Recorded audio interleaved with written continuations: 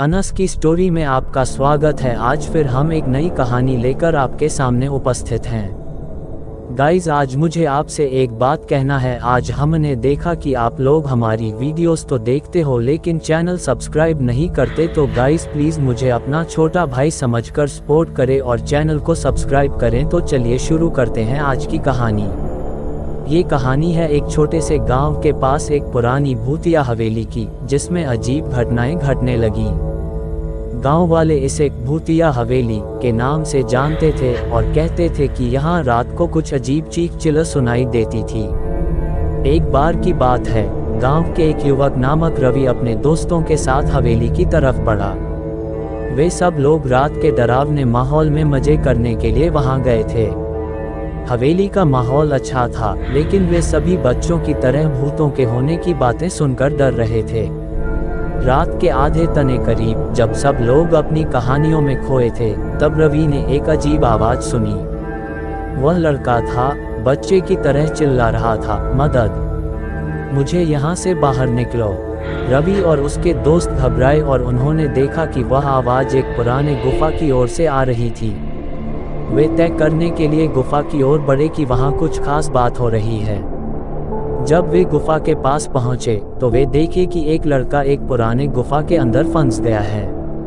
उसके पास दिखाई देने वाले कुछ नहीं था, सिर्फ एक बुना हुआ रेत कपड़ा था जो उसके चेहरे को ढक रहा था। रवि और उसके दोस्तों ने उस लड़के को बाहर निकालने की कोशिश की, लेकिन वह खुद को काबू में नहीं कर पा रहा था। उसने डर के मारे चिल्लाते हुए कहा, वह आ रहा है, वह आ रहा है। रवि और उसके दोस्त भी डर गए और गुफा के बाहर निकल आए। जब वे बाहर आए तो वे ने देखा कि गुफा के अंदर से एक आदमी आ रहा था। वह आदमी बहुत ही भूतिया और डरावना दिख रहा था। उसकी आंखों में आग जल रही थी और उसके मुंह से अजीब आवाजें आ रही थीं।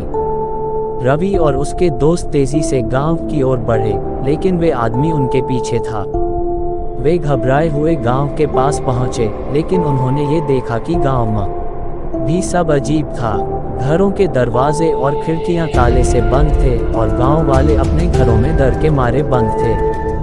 रवि और उसके दोस्त ने दुकानदार से पूछा कि क्या ये सब क्यों हो रहा है, तो दुकानदार ने बताया कि इस गांव में पिछले कुछ सालों से भूतों की वापसी की चर्चा हो रही है।